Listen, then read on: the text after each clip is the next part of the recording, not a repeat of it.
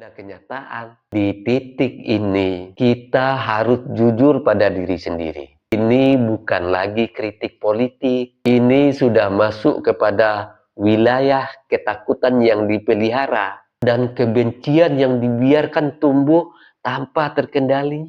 Karena jika seseorang yang sudah tidak berkuasa masih terus diserang, maka yang sedang diperjuangkan bukanlah kebenaran, melainkan pelampiasan. Sebelum saya tutup, dengarkan ini. Perbedaan pilihan adalah keniscayaan. Tapi jangan biarkan perbedaan itu menghilangkan akhlak dan nurani kita. Jika kita ingin negeri ini baik, maka mulailah dari cara kita berbicara, cara kita menilai, dan cara kita menyikapi perbedaan. Semoga Allah menjaga bangsa ini dari fitnah yang memecah dan menuntun kita menjadi rakyat yang berpikir, bukan sekedar bereaksi. Saya Beni Budaya.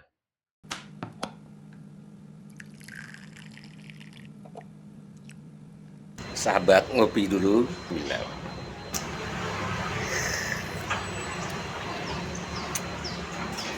Bagi sahabat yang mau sloki unik ini, sloki tengkorak, ya silahkan klik keranjangnya ya.